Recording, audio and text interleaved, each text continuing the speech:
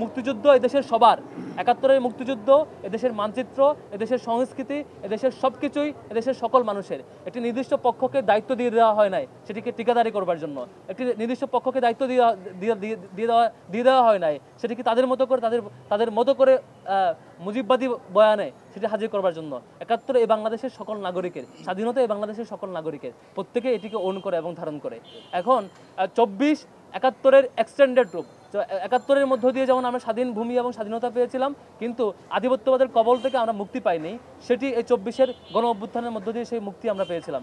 বারবার আমরা ক্লিয়ার করেছি, এখনও যারা শিক্ষার্থী বিচ্ছিন্নতার রূপ ঢাকতে না পেরে, যাদের এজেন্ডা শূন্যতার রূপ ঢাকতে না পেরে আবারও সেই পুরনো আলাপগুলো সামনে এনে মনে করছেন তারা শিক্ষার্থীদের অনেক কল্যাণ করবেন। ঢাকা বিশ্ববিদ্যালয়ের শিক্ষার্থী যথেষ্ট ম্যাচিউর, এগুলো নিয়ে খুব বেশি শিক্ষার্থীরা জানেন যে আপনাদের আর কোনো শিক্ষার্থীদের কল্যাণমূলক কর্মসূচি না থাকার কারণে, আপনাদের দলীয় এজেন্ডার শূন্যতার কারণে, কিংবা আওয়ামী লীগকে দীর্ঘদিন ধরে ইম্পাওয়ার করার যে অপরাধ ছিল, আওয়ামী লীগের ক্রসফায়ার, আওয়ামী লীগের হত্যাকাণ্ড, আওয়ামী লীগের গুম, আওয়ামী লীগের আয়নাগর, সেগুলোকে ইম্পাওয়ার করে ২০১৩ সাল পরবর্তী ১৪ সালের ইলেকশনের ১০০ শতাধিক আসনে বিনা প্রতিদ্বন্দ্বিতায় নির্বাচিত হয়ে যাওয়ার পরে যখন সারা দেশে ছাত্রদল, শিবির, বিএনপি, জামাত এবং অন্যান্য দলগুলো মিলে আন্দোলন পরিচালনা করেছিল, ছাত্র শিবিরের যখন শতাধিক লোক বারবার শতাধিক লোককে জীবন দিতে হয়েছে এবং লক্ষাধিক মামলা বহন করতে হয়েছে, তখন সেই আন্দোলনকে যারা ক্রিমিনালাইজ করেছিল সেই ক্রিমিনালাইজ হওয়ার কারণে আওয়ামী লীগ পরবর্তীতে ইম্পাওয়ার্ড হয়েছে।